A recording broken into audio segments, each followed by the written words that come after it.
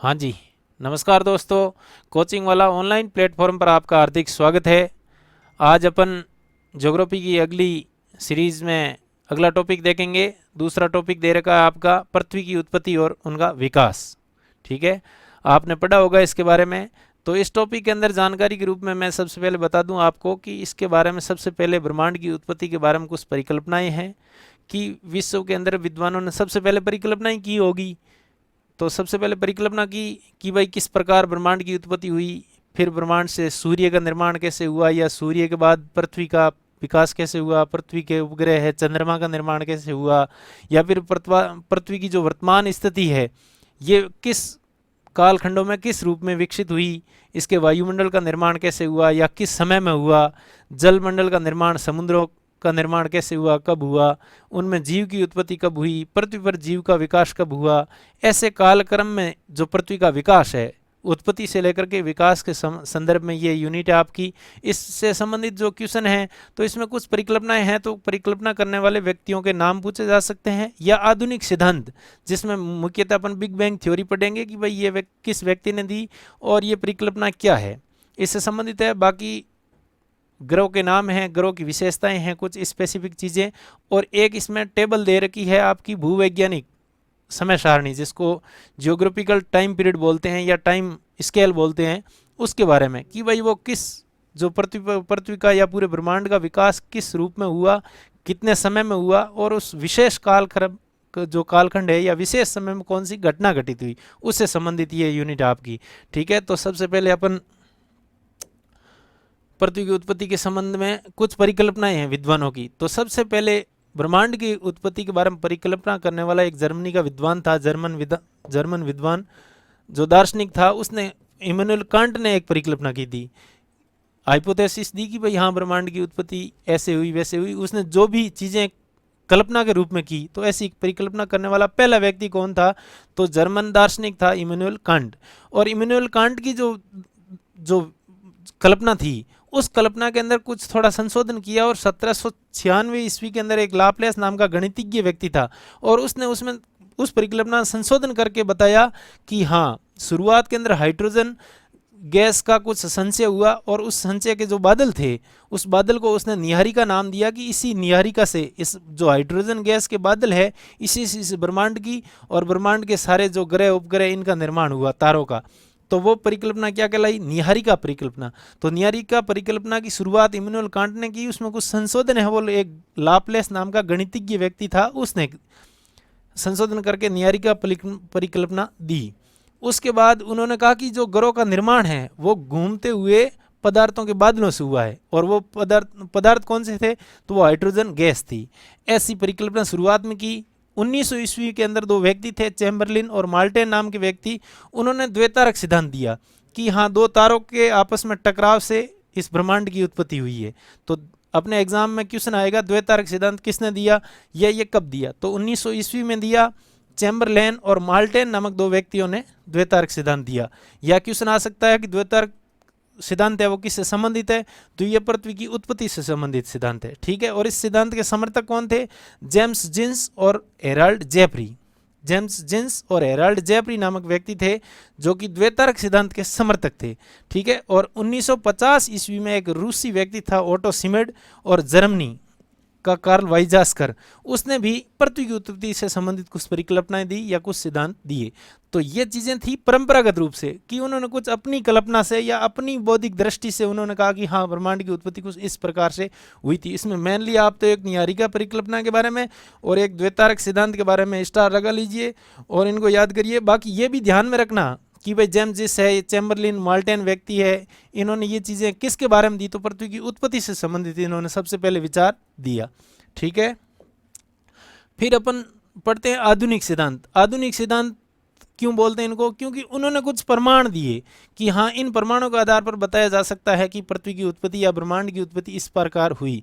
तो इन्होंने प्रमाण क्या दिए, तो इन्होंने जो प्रमाण थे तो ये कहा कि भाई वर्तमान में भी आकाश गंगाओं का या ब्रह्मांड का जो विस्तार है वो जारी है, निरंतर जारी है। यानी कि उन्होंने कहा कि सबसे पहले कुछ ऐसे पदार्थों का संचय हुआ और उनके घनत्व में और तापमान में इस प्रकार कुछ विभेदन हुआ कि उनमें एक भयंकर विस्फोट हुआ और वो विस्फोट अनंत काल तक विस्तारित होता गया और उससे ही अपने ब्रह्मांड का निर्माण हुआ। तो ऐसा सिद्धांत देने वाला व्यक्ति था एडविन हब्बल नाम का व्यक्ति, जिसने 1920 ईस्वी के अंदर सिद्धांत दिया बिग बैंग सिद्धांत, बिग बैंग थ्योरी के नाम से जानते हैं। और उसका दूसरा नाम है ऑल्सो नोन एज विस्तृत ब्रह्मांड परिकल्पना, यानी कि ब्रह्मांड का विस्तार निरंतर जारी है। ऐसी जो आधुनिक सिद्धांत की शुरुआत बिग बैंग थ्योरी से एडविन हब्बल ने की थी, ठीक है। और इसने बताया कि ऐसी घटना होने के 3 लाख वर्ष पूर्व, 3 लाख जो वर्ष बीत जाने के बाद 4500 केल्विन डिग्री टेम्परेचर है वो गिर जाता है और कुछ परमाणुीय पदार्थों का निर्माण होता है जो आज भी अपनी पृथ्वी पर मौजूद है। उसकी शुरुआती ये परमाणुीय पदार्थों का जो निर्माण होता है। और ब्रह्मांड का विस्तार का मतलब है कि आकाश गंगाओं के बीच की दूरी का विस्तार हमेशा हो रहा है। आकाश गंगाएं किसे कहते हैं? अपन आकाश में एक परिकल्पना करते हैं कि सफ़ेद बादल टाइप कुछ दिखता है उत्तर से दक्षिण दिशा की ओर, और उसमें बहुत सारे तारे हैं और वही तारों की जो श्रृंखला है उसको ये आकाश गंगा कहते हैं। लेकिन उस आकाश गंगाओं के बीच में जो विस्तार हो रहा है वही क्या कहलाता है? ब्रह्मांड का विस्तार, ठीक है। तो सबसे पहले आधुनिक सिद्धांत देने वाला व्यक्ति कौन? तो एडविन हब्बल। कब दिया था? 1920 ईस्वी में, ठीक है। उसने कौन सी थ्योरी दी? Big bang theory. और एक वैकल्पिक सिद्धांत है, इसने तो कहा कि ब्रह्मांड का विस्तार हो रहा है और गतिशील अवस्था में, जबकि एक व्यक्ति हुआ था होयल, उसने कहा कि नहीं, विस्तार है वो गतिशील अवस्था से इनका विकास नहीं हुआ। इन्होंने कहा है कि स्थिर अवस्था संकल्पना। उन्होंने कहा कि कुछ पदार्थ है वो स्थायी तौर से स्थिर ही है और इनसे इनका निर्माण हुआ है। तो अपने एक आधुनिक सिद्धांत 2 व्यक्तियों का नाम याद रखने, एक एडविन हब्बल है और एक होयल है। इसने जो विस्तृत ब्रह्मांड परिकल्पना की थी, इसने कहा कि स्थिर अवस्था संकल्पना, उसने कहा स्थिर अवस्था से इनका विकास हुआ है। तो 2 सिद्धांत पढ़ लिए अपन ने। आधुनिक सिद्धांत 4 व्यक्तियों के नाम पढ़े जिसने परिकल्पना की थी। हाँ, अगली टर्म है एक प्रकाश वर्ष। वर्ष देखते ही अपने को लगता होगा कि ये समय के बारे में बताने वाली चीज़ है, जबकि ध्यान रहे ये दूरी का मापक है। दूरी का, जैसे अपन मीटर है, किलोमीटर है, मील है, इनमें नापते हैं, लेकिन प्रकाश वर्ष भी दूरी का मापक है। तो ये कैसी दूरी का मापक है? तो ये बहुत बड़ी दूरी का मापक है। कैसी दूरी? ये प्रकाश वर्ष है जो सूर्य के ग्रहों के बीच में या तारों के बीच में दूरी को नापते हैं कि भाई इनके बीच कितनी दूरी है, ठीक है। तो ये एक मापक है कि ये एक इकाई के रूप में मेनली, ठीक है। प्रकाश की गति है वो 3 लाख प्रति सेकंड है, यानी कि 1 सेकंड के अंदर प्रकाश है वो 3 लाख किलोमीटर तक की गति करता है। और ऐसे ही जो प्रकाश की किरण है वो 1 वर्ष तक गति करती रहे और उस द्वारा 1 वर्ष के अंदर प्रकाश के द्वारा तय की गई दूरी है ना, वो इकाई क्या कहलाएगी? प्रकाश वर्ष। अपने मेनली यही ध्यान रखना है, प्रकाश वर्ष क्या है? तो ये दूरी का मापक है। इसकी इकाई क्या है? तो प्रकाश के द्वारा 1 वर्ष में तय की गई दूरी। 1 साल में प्रकाश द्वारा तय की गई दूरी को क्या कहते हैं? प्रकाश वर्ष बोलते हैं। और प्रकाश की गति क्या है? 1 सेकंड के अंदर वो 3 लाख किलोमीटर दूरी पार तय करता है, ठीक है। और सूर्य और पृथ्वी के बीच की दूरी है तो आपने पढ़ा ही होगा 15.95 लाख किलोमीटर दूरी है। और इतनी दूरी से अगर वो 3 लाख से डिवाइड करते हैं तो 8 मिनट और 30 सेकंड का समय आता है, यानी कि सूर्य का प्रकाश पृथ्वी पर पहुंचने में कितना टाइम लेता है? 8 मिनट और 30 सेकंड। 8.5 मिनट में सूर्य का प्रकाश पृथ्वी पर पहुंच जाता है, ठीक है। फिर अगली चीज़ है सौरमंडल। न्यारिका में अपन ने सबसे पहले पढ़ा था कि भाई बादलों के संचयन से न्यारिका का निर्माण हुआ। और वो जो संचयन हुए बादलों का, वो बादल में था क्या? मेनली हाइड्रोजन गैस थी। कौन सी गैस थी? Hydrogen gas. और ऐसे बादलों से सौरमंडल का निर्माण में अपने सौरमंडल का निर्माण हुआ। सौरमंडल क्यों कहते हैं? क्योंकि ये मेनली ये सूर्य ग्रह के चारों ओर चक्कर लगाने वाले ग्रह, उपग्रह है, छोटे पिंड है, क्षुद्र ग्रह है, धूमकेतु है, धूलकण है, गैसें हैं, ये सूर्य की गुरुत्वाकर्षण शक्ति की कंट्रोल में, उनके नियंत्रण क्षेत्र में रहते हैं। और ऐसे मंडल को कौन सा मंडल? सौरमंडल। मेनली सौरमंडल की जो जनक है वो न्यारिका है, यानी कि सौरमंडल का निर्माण भी न्यारिका से ही हुआ है। यानी कि ऐसे हाइड्रोजन गैस के जो बादल थे उनके संचयन से ही न्यारिका बनी और उनसे ही आगे सौरमंडल बना। तो सौरमंडल के अंदर अपन मेनली क्या चीज़ पढ़ेंगे? 8 ग्रह पढ़ेंगे। यानी कि अपने सौरमंडल में मुख्यतः 8 ग्रह हैं। सूर्य केंद्र में है, उसकी चारों ओर 8 ग्रह चक्कर लगाते हैं। कुछ उपग्रह 63 उपग्रह है, कुछ लाखों की संख्या में छोटे छोटे पिंड भी है, क्षुद्र ग्रह और धूमकेतु है, धूल है, गैसें हैं आदि, इन ये प्रकार की चीज़ें हैं। ठीक है, इसमें देर का सौरमंडल का जनक है न्यारिका।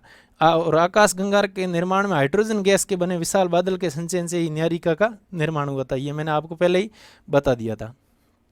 अगला 8 ग्रह जिनका निर्माण कब हुआ, तो ध्यान रखना 4.6 अरब वर्ष पूर्व, यानी कि 4600 वर्ष पूर्व अपने सभी ग्रहों का निर्माण, यानी कि पृथ्वी सहित जितने भी 8 ग्रह हैं सूर्य के, इनका 4600 वर्ष पूर्व या 4.6 अरब वर्ष पहले ही इसका निर्माण हुआ एक ही समय में, जिसके अंदर 8 ग्रहों को 4-4 भागों में बांट दिया, जो कि 4 ग्रहों को अपन पार्थिव ग्रह बोलते हैं।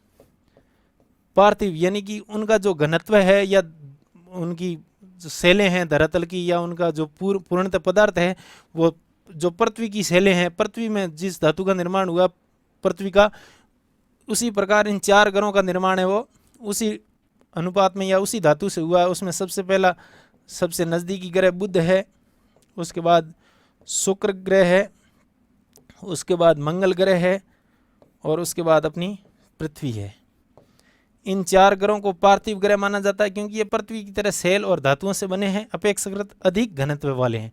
अधिक घनत्व है यानी कि आकार में ये छोटे हैं, जबकि जोवियन ग्रह जुपिटर जो बृहस्पति की तरह होते हैं, इसमें हाइड्रोजन हीलियम गैस के जो बना वायुमंडल है उनसे निर्मित है। इसके अंदर 4 ग्रह आते हैं, मेनली बृहस्पति है, शनि है, अगला है अरुण, और अंतिम है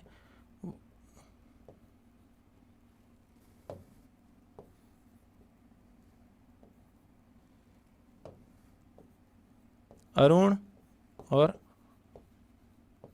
वरुण। सूर्य की दूरी से देखें तो वरुण सबसे अंत में है, सबसे दूरी पर स्थित है, जबकि सबसे नज़दीक है वो बुध ग्रह है। सबसे छोटा ग्रह भी बुध ग्रह है, ये सबसे छोटा ग्रह है, ये ध्यान रखें। और सबसे बड़ा बृहस्पति,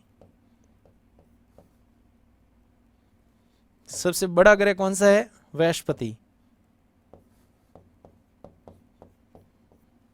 ऐसा भी कोई छोटा क्वेश्चन बन जाए फैक्चुअल तो ध्यान रखें। एक शुक्र ग्रह के बारे में ध्यान रखें कि ये सूर्य उदय से 1-8 घंटे पहले पूर्व दिशा में दिखाई देता है, और सूर्य अस्त के बाद 1-8 घंटे 2 घंटे तक वो पश्चिम दिशा में, यानी कि ये सूर्योदय से पहले भी दिखाई देता है और सूर्योदय के बाद भी दिखाई देता है। तो इसलिए इसको सांझ या भोर का तारा, भोर अथवा सांझ का तारा बोलते हैं। क्वेश्चन के अंदर आएगा भोर या सांझ का तारा किस ग्रह को कहते हैं। अपन सोचेंगे शुक्र तो ग्रह है, जबकि शुक्र ग्रह तो है लेकिन पृथ्वी पर अपने को वो तारे के रूप में दिखाई देता है, इसलिए उसको सुबह का तारा या सांझ का तारा या भोर या भाई सांझ का तारा बोलते हैं। ठीक है, बाकी मेनली इसमें कोई फैक्ट है नहीं। हाँ, एक प्लेटो, ये अपन हम जब पढ़ते थे तो हमारी किताबों में 9 ग्रह लिखे आते थे। ठीक है, वर्तमान में 8 ग्रह है, क्योंकि अगस्त 2006 के अंदर अंतर्राष्ट्रीय खगोलीय संगठन एक है, इसका एक सम्मेलन हुआ था और उसमें ग्रहों की परिभाषा का निर्धारण हुआ, और फिर ज्ञात हुआ कि प्लेटो है उन ग्रहों की परिभाषा में मेल नहीं खाता। तो उस अंतर्राष्ट्रीय जो खगोलीय संगठन का सम्मेलन हुआ उसके अंदर परिभाषा में, ग्रह की परिभाषा में वो हो सकता है जो कि एक तो गुरुत्वाकर्षण शक्ति इतनी हो कि अपना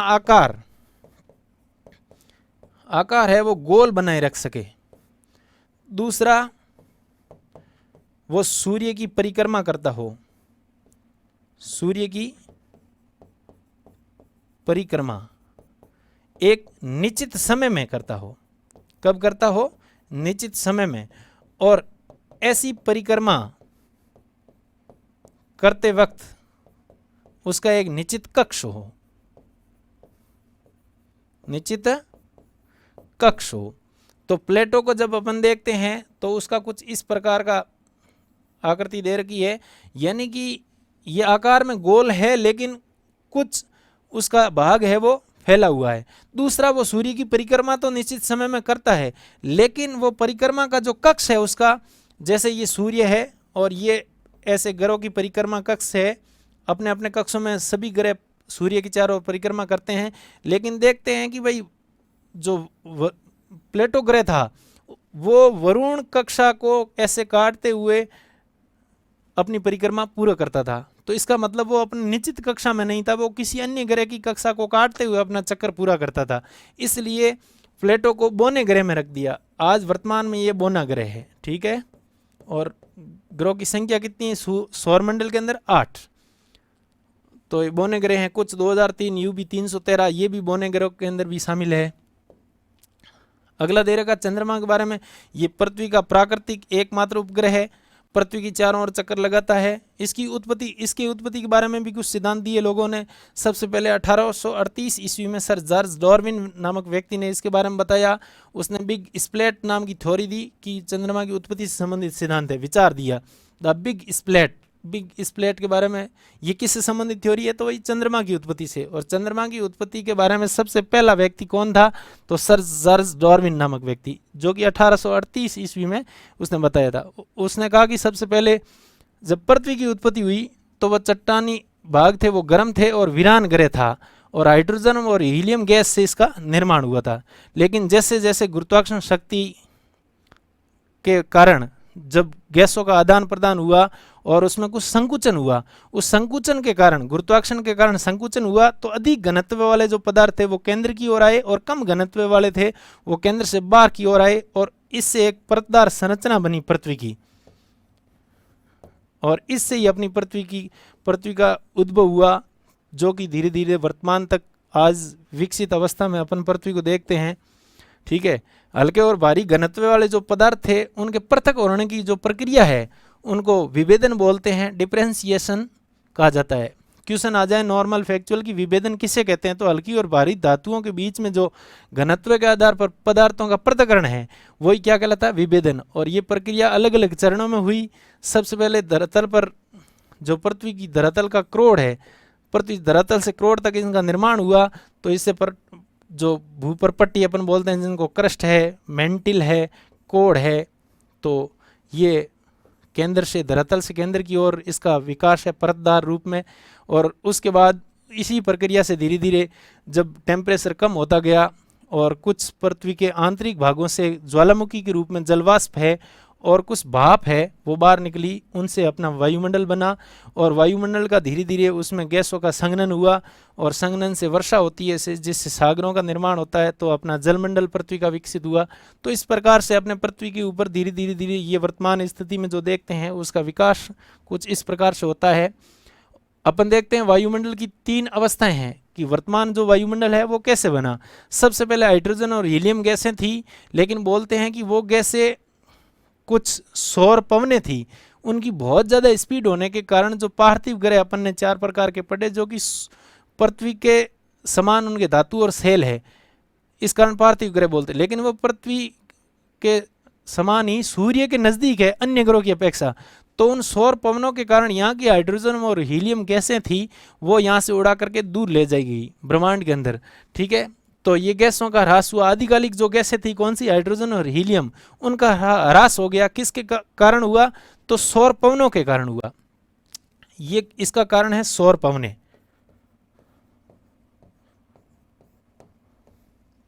सौर पवनों के कारण आदिकालिक जो वायुमंडलीय गैसों का ह्रास हुआ। फिर पृथ्वी के भीतर से निकली हुई भाप और जलवाष्प से निर्मित वायुमंडल, आज अपन देखते हैं इसमें पृथ्वी के जो भूगर्भ से या क्रोड़ भाग में भाप है और कुछ जलवाष्प थे, उनसे उनका जब निकासी हुई और जैव फिर उनका विकास हुआ, और फिर जो गैसें हुई उसके बाद जो अगली घटना होती है जैवमंडल की प्रकाश संश्लेषण, उससे ऑक्सीजन का निर्माण हुआ।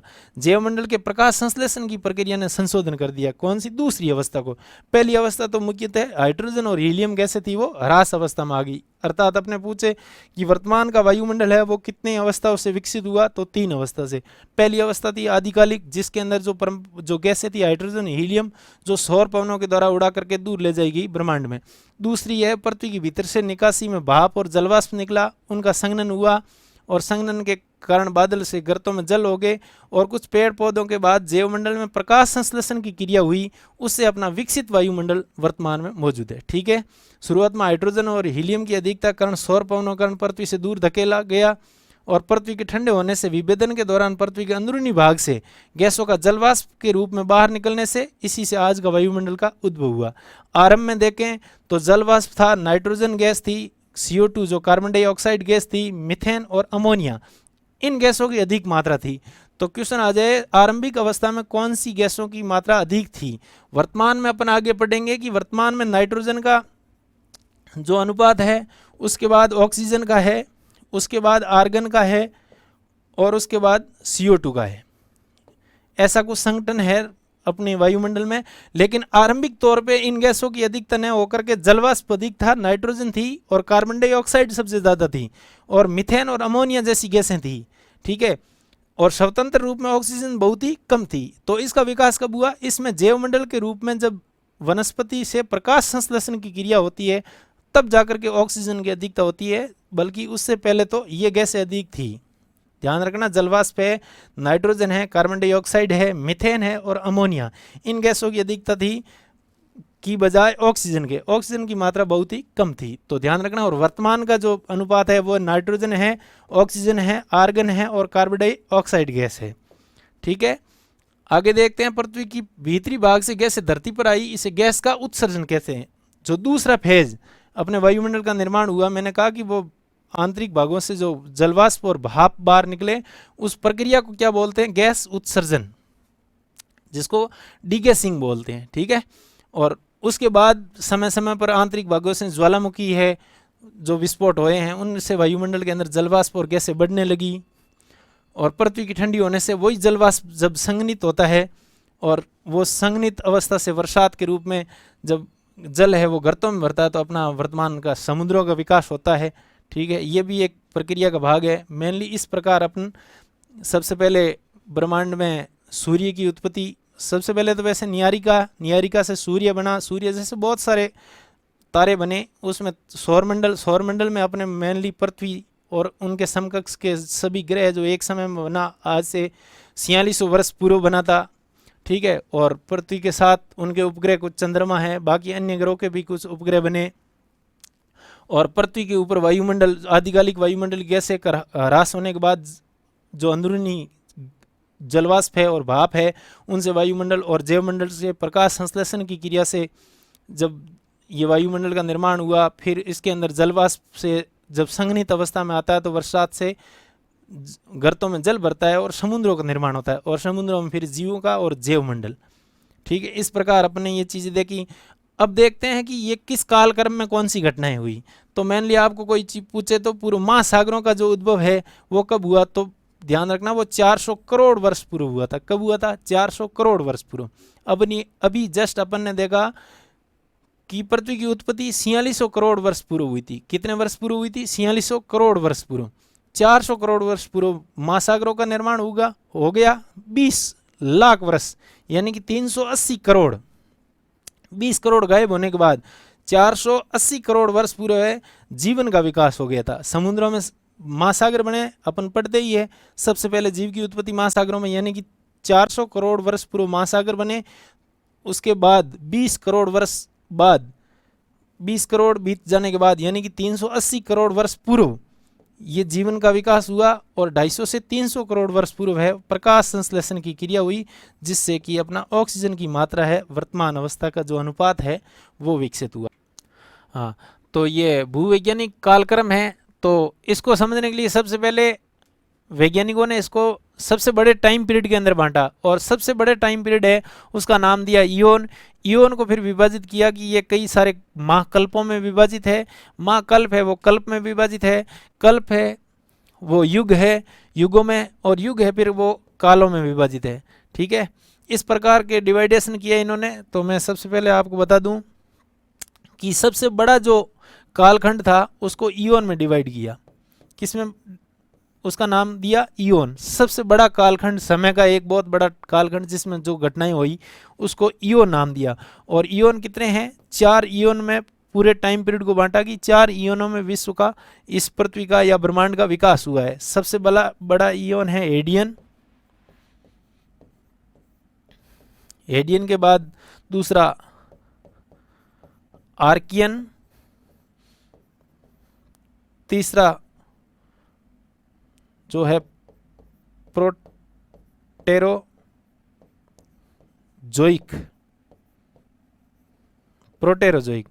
और जो चौथा है वो है फेनेरोजोइक।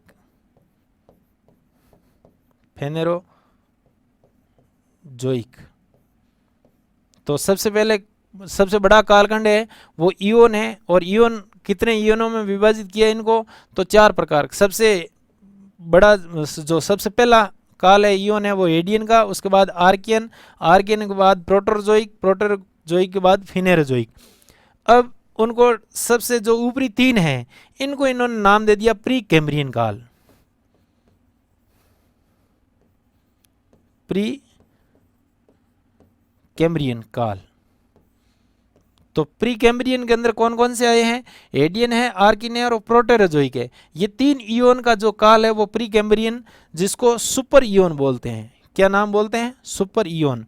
क्वेश्चन आ जाए निम्न में से कौन प्री कैम्ब्रियन में शामिल है, तो हेडियन दे दिया और कुछ अलग नाम दे दिए, तो हेडियन इयोन का भाग है। या इसमें दे दिया कि भाई प्री कैम्ब्रियन में कौन सा शामिल नहीं है, तो हेडियन, आर्कियन, प्रोटोजोइक और फेनेरोजोइक। तो फेनेरोजोइक है ये प्री कैम्ब्रियन में शामिल नहीं है, ये उसके बाद का इयोन है। ठीक है, 4 भागों में डिवाइड किया, फिर इन 3 को नाम दे दिया सुपर इयोन, और फेनेरोजोइक को वापस पुनः डिवाइड किया।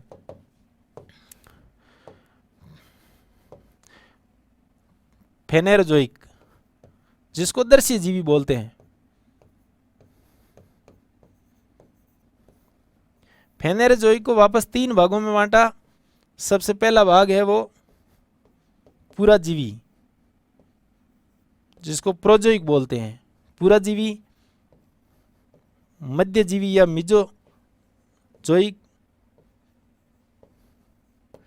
और नवजीवी या सिनोजोइक बोलते हैं, नवजीवी। तो फिनेरोजोइक को फिर किस में, महाकल्प में डिवाइड किया।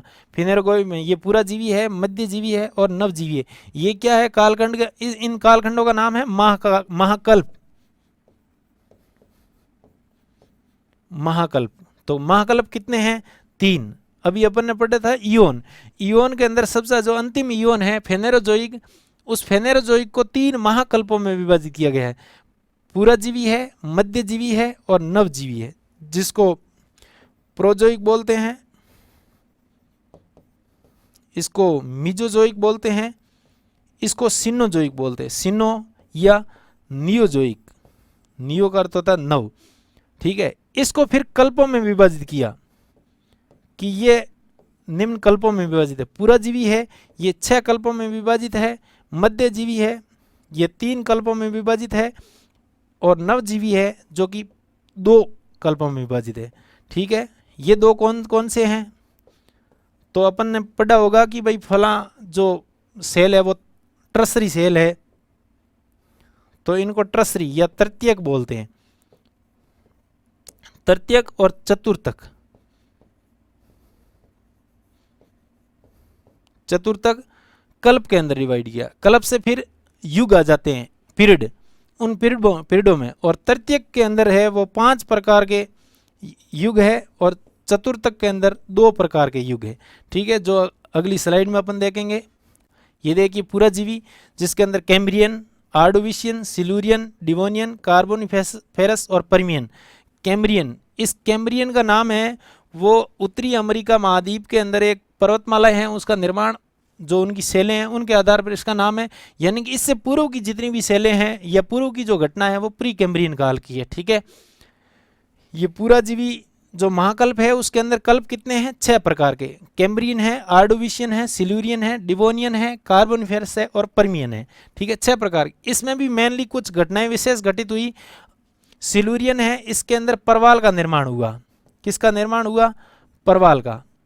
परवाल क्या चीज़ है, ये जैव मंडल के अंदर अपन जो पर्यावरण से संबंधित कुछ टॉपिक है, जीव भूगोल के, भौतिक भूगोल का अगला पार्ट, उसमें देखेंगे अपन कि परवाल का निर्माण हुआ। एक सहजीवी जो जीव है, शैवाल और कवक के बीच के अंदर जो सहजीवी है, उस प्रकार का एक जीव है परवाल, और इसका निर्माण शुरुआत में सिल्यूरियन में हुआ।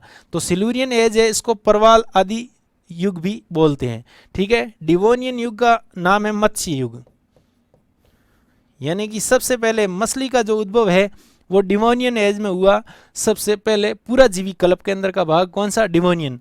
तो क्वेश्चन पूछा जा सकता है मत्स्य एज के नाम से जाना जाने वाला युग कौन सा है, कल्प कौन सा है, तो वो है डिवोनियन। या प्रवाल का निर्माण किस टाइम पीरियड में हुआ, तो वो सिलूरियन में। ये पूरा जीवी के मेनली ध्यान रखना। या इनका क्रम भी पूछा जा सकता है कि निम्न में से कौन सा काल कर्मानुसार सही है, तो ये जो काल कर्मानुसार दे रखा है कैम्ब्रियन, आर्डोविशियन, सिलूरियन, डिवोनियन, कार्बोनिफेरस और पर्मियन, ये मेनली इसी क्रम में है और इसी क्रम में आपको जचा करके देखना है।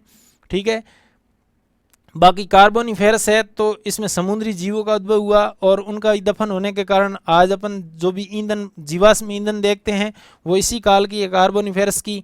पर्मियन एज है, इसमें मेनली जैसे आर्डोविशियन है, इसमें भी पर्वत निर्माण की घटनाएं शुरू होती है। कैम्ब्रियन काल के बाद की जो पर्वत मालाएं हैं जितनी, वो आर्डोविशियन में शुरू होती है। पर्मियन काल के अंदर भी नई पर्वत श्रृंखलाएं शुरू होती है। बाकी मेनली अपने सिलूरियन और डिवोनियन ये चीज़ें याद रखिए। एक तो प्रवाल का निर्माण शुरू हुआ था, एक मत्स्य का उद्भव हुआ, मछली का। ठीक है, फिर मध्यजीवी के अंदर ट्रियासिक है, जुरेसिक है और क्रिटेशियस है। तो इसके अंदर 3 टीजेसी, ट्रियासिक, जुरेसिक और क्रिटेशियस। ठीक है, इसमें याद रखनी है जुरेसिक काल के अंदर डायनासोर का उद्भव हुआ था, एक विशाल समुद्री जीव था, उसका उद्भव कब हुआ था, जुरेसिक काल में। और क्रिटेशियस एज के अंदर आते आते तापमान जब बढ़ गया तो ये डायनासोर था वो लुप्त हो गया। ठीक है, और अगला अपना है नियोजोइक। नियोजोइक को अपन ट्रसरी और क्वार्टनरी, तृतीयक और चतुर्थक कल्पों में विभाजित किया। उस कल्प के अंदर कुछ युग है दे रखा है, पेलियोसिन है, इयोसिन है, ओलिगोसिन है, मायोसिन है, प्लायोसिन है।